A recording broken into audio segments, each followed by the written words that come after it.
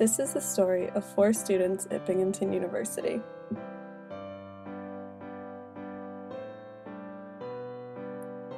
I'm Olivia, I'm from Corning, New York, and if everyone lived like me, we would need 7 Earths. My name is Christian, I'm from Westchester, New York, and if everyone lived like me, we would need 8 Earths. Hi, my name is Charlie, I'm from Staten Island, New York, and if everyone lived like me, we would need 8 Earths. Hello, my name is Dina. I'm from Germany. I'm an exchange student, and if everyone lived like me, we would need 4 Earths. We were given an assignment to make a short film to raise awareness about an environmental sustainability issue. We decided to learn more about our own individual ecological footprints and to see what it takes to live sustainably so that we don't exceed our 1 Earth limit.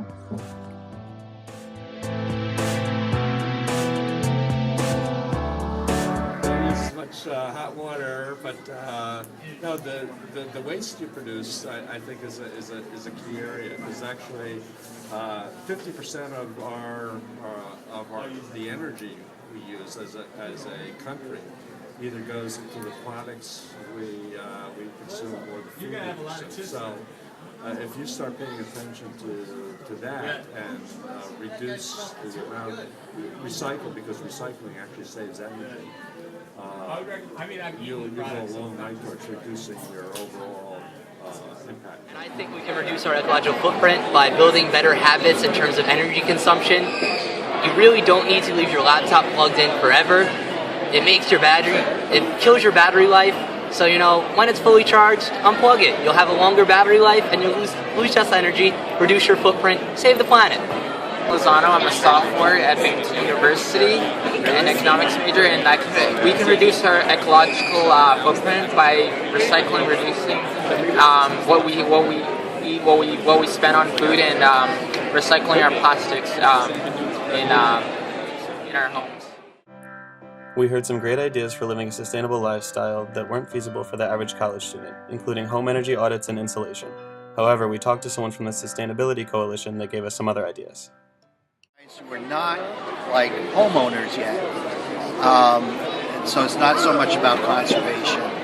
I would say, who owns a car? Don't drive. Take the bus. And that's a particular challenge for students at Binghamton University. So take the bus downtown. It's a new experience. That would be one, I think, good way. The other is to think about what you're purchasing in terms of your food and where you're purchasing it, right? We gathered all the information we can from EarthFest from all different people, including local business owners, BU students, and nonprofit organizations. Our next step was to develop a plan to start living more sustainably, and it didn't get off to too good of a start. We sat down and gathered all the advice we took from EarthFest and devised our plan of action, which included unplugging our devices, recycling and composting, taking a bus to class, driving less, riding our bicycles, buying locally grown food, using energy-efficient light bulbs, taking shorter showers, using less water while brushing and shaving, hang-drying our clothes, using less plastic bottles, making our own coffee and tea, and having a vegetarian diet. Right, I don't think it's going to be that hard, except for the part where I have to be vegetarian, because obviously everyone likes to eat meat. Most people do, at least. I own coffee every day when I want Starbucks every day. That might be a little bit of a challenge. The transportation is going to be an issue because, as you can see, we all took our own car, so it's difficult to start taking bikes and buses and stuff like that, so we'll see how it goes. Was allerdings vielleicht hart wird, ist meine Duschzeit zu reduzieren, weil ich wirklich super gerne dusche, und Organic Food zu kaufen, weil das relativ teuer hier ist.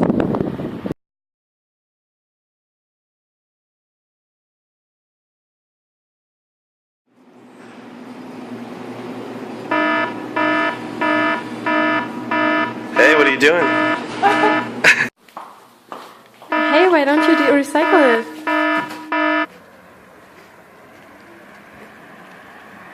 I tried, it's just too far. Day 1 was difficult for us, but as the days progressed, it got easier.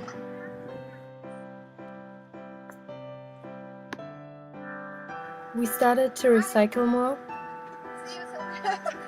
We visited the food co-op. And we used less plastic bottles.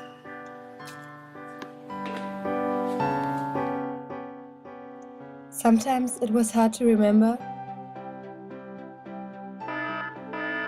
but we tried as best as we could.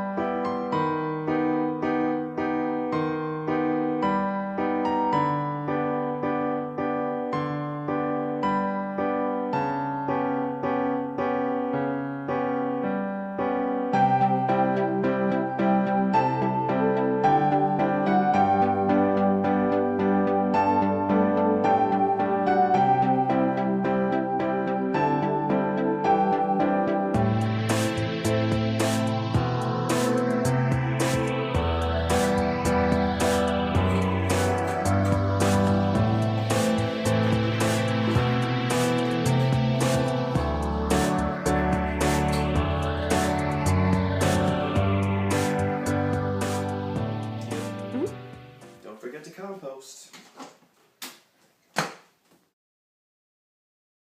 Referred by someone at the Earth Fest to check out Old Barn Hollow to see all the local foods that they have, so we're going to check it out.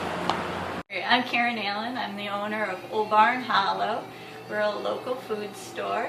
We carry products that are grown within 100 miles of Binghamton. So we support a lot of local small farms and small artisans.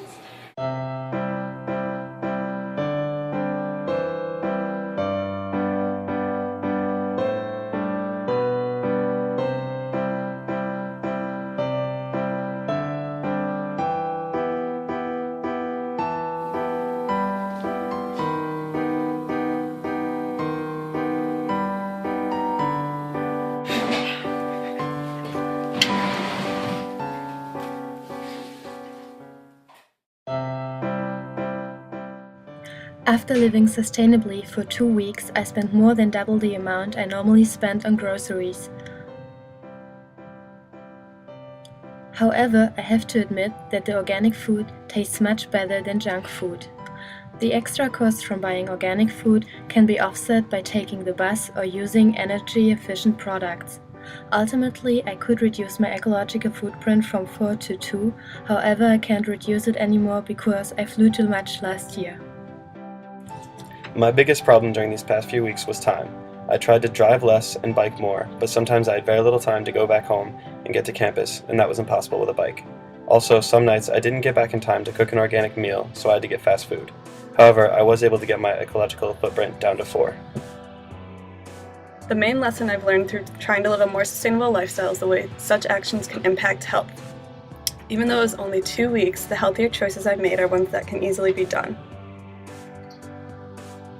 Also, by reducing the different types of transportation I normally use, living more sustainably has made me more active. By making these changes in the past 2 weeks, I've reduced my ecological footprint from 7 Earths to 3. I was able to get my ecological footprint down to 4. I thought at times this lifestyle was inconvenient, such as when I had to ride my bike in the rain, or carry heavy paper grocery bags a long distance to my house. Our experiment was not a failure, however. Although we didn't reach our goal of a 1 Earth footprint, it made us realize even the smallest lifestyle changes can go a long way in helping us.